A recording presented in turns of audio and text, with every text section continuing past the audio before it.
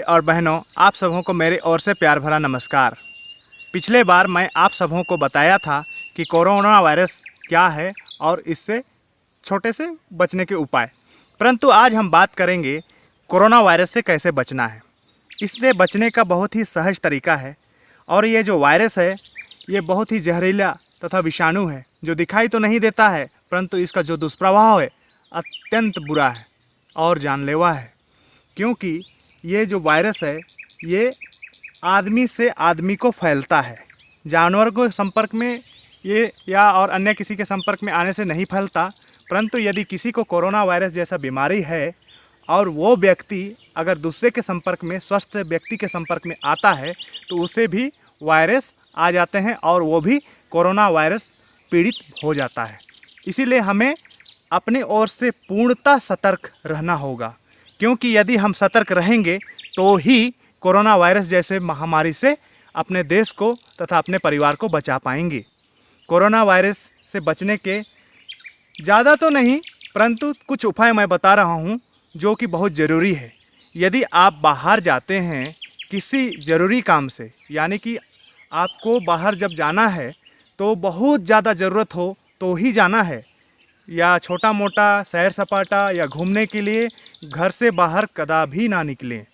जब भी आप घर से निकलेंगे अपने मुंह को गमछा या फिर टॉवल या फिर मास्क से ढकें। उसके बाद जब आप बाहर जाएंगे लोगों से कम आप उससे दूरी बना के रखिएगा और अपने शरीर में अपने मुंह को, नाक को कवर करके रखिएगा, मास्क पहन के रखिएगा, ढक के रखिएगा। तो यदि कोरोना वायरस पीड़ित कोई छींकता है तो उसका वायरस डायरेक्ट आपके शरीर में प्रवेश नहीं कर सकता है, जिससे कि आप तक कोरोना वायरस आने की संभावना कम हो जाएगा।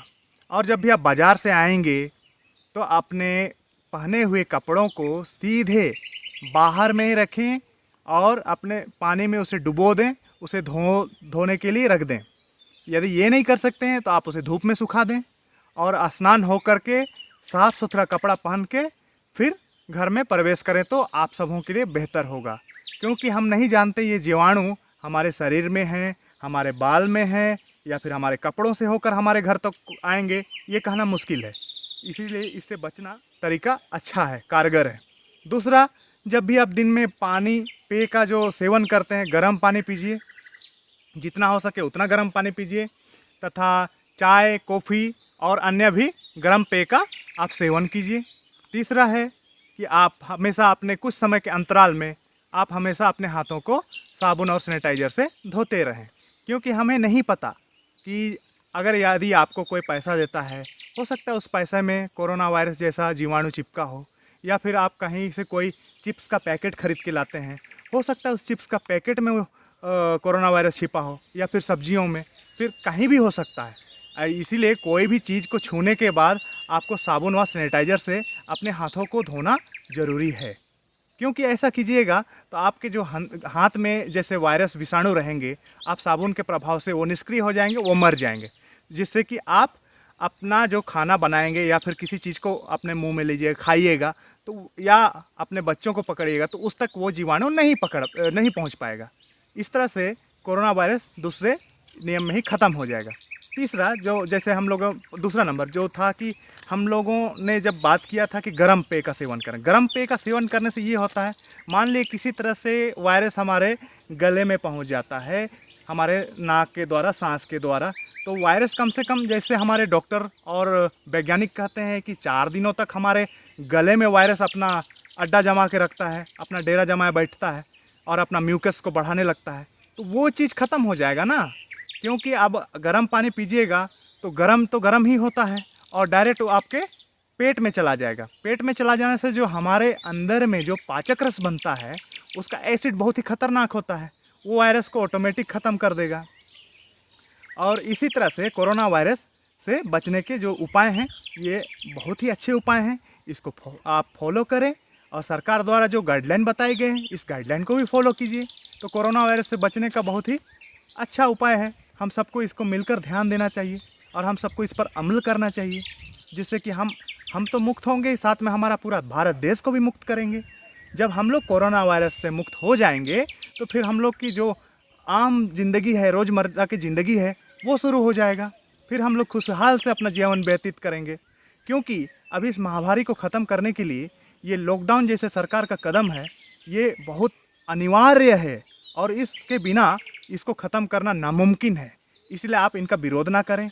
यदि कोई कोरोना वायरस से संबंधित लड़ रहे, आपके पास कोरोना वायरस से लड़ने यानी कि हमारे रक्षक जो होते हैं, कैसे, जैसे कि पुलिस हो गए या डॉक्टर्स हो गए, आप इनका सम्मान करें, इनसे दूरी ना बनाएं, इनको अपशब्द ना कहें, इनका सहयोग करें।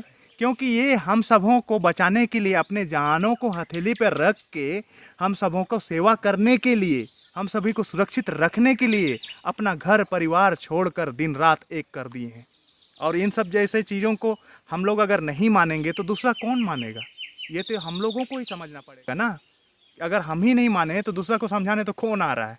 इसीलिए ये सब बहुत ज़रूरी है, समझना है। और अभी जैसा कोरोना वायरस मान लिए कहीं पे हो जाता है तो ऐसे रोगी से नफ़रत ना करें, वैसे रोगी को प्यार करें, उनसे अच्छा उसको देख रेख किया जाए, परंतु आपको दूरी और उनसे जो सतर्कता है इसको भी साथ में सावधानियां बरतते रहें। क्योंकि एक ऐसा चीज़ है, सतर्कता और दूरी कहने का अर्थात ये था, क्योंकि यदि किसी को कोरोना वायरस जैसा संगीत जो भी पता चलता है, आपके सामने कोई भी दिखता है, तो आप इसको फ़ौरन अपने नज़दीकी स्वास्थ्य केंद्र को बताएं, वहाँ के डॉक्टर्स को बताएं या पुलिस को बताएं। वो सरकार द्वारा दिए गए सुविधाओं के अनुसार वो उनको आगे अपने अस्पताल तक लेके जाएंगे, जिससे कि अगर वह व्यक्ति में शुरुआत में ही अगर लक्षण का पता चल जाएगा तो ये मतलब ये बहुत जल्दी से ख़त्म भी हो सकता है। परंतु ये बहुत बढ़ जाने के बाद पता चलने से ये डॉक्टरों के लिए भी नामुमकिन सा हो जाता है। इसीलिए इस कोरोना वायरस का दावा यानी कि घर में रहना और जितना हो सके उतना आप घर से ना निकलें, वही अच्छा है। लोगों से ज़्यादा दूरी बना के रखें, वही अच्छा है। क्योंकि ज़्यादा संपर्क में आप नहीं आएंगे तो आपके संपर्क में दूसरा कोई नहीं आएगा। इस तरह से हम धीरे धीरे करके ये कोरोना वायरस को ख़त्म कर देंगे। एक बात मैं आप सभी भाई और बहनों से कहना चाहूँगा, तथा ये मेरा अनुरोध भी है। मैंने देखा और सुना भी है कि बहुत सारा भाई बहनें अपने मुंह में टॉवल या मास्क पहन करके बाज़ार में जाते हैं या कोई पब्लिक प्लेस में जाते हैं, कोई ज़रूरत के सामान को लेने के लिए जाते हैं। तो इन सब से क्या होता है कि जो नहीं पहने हुए हैं वैसे लोग उन लोगों का व्यंग उड़ाते हैं। व्यंग के स्वर में कहते हैं, देखो कोरोना आ गया, देखो कोरोना वायरस पीड़ित आ गया, देखो बीमारी आ गया, ये फैलाएगा बीमारी। ये तो अनुचित है ना, ये तो कहना ही गलत है ना। क्योंकि आप तो स्वयं उस चीज़ को नहीं निभा रहे हैं, उस चीज़ को आप नहीं कर रहे हैं, और जब दूसरा कर रहा है आप उसको भी व्यंग भरी शब्दों से उसका व्यंग उड़ा रहे हैं। ये तो गलत है ना। ऐसे से मनोबल टूटता है और लोग भी धीरे धीरे करके मास्क पहनना छोड़ देंगे।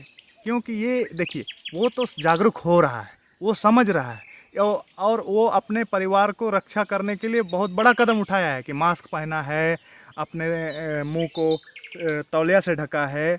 लेकिन जब हम 4 आदमी भरी बाज़ार में किसी को ऐसा कहते हैं कि देखो कोरोना आ गया है, कोरोना वायरस वाला पीड़ित आ गया है, तो अगर वो सुनता है तो उसको भी बुरा लगता है, उसका मनोबल फिर टूट के गिरने लगता है।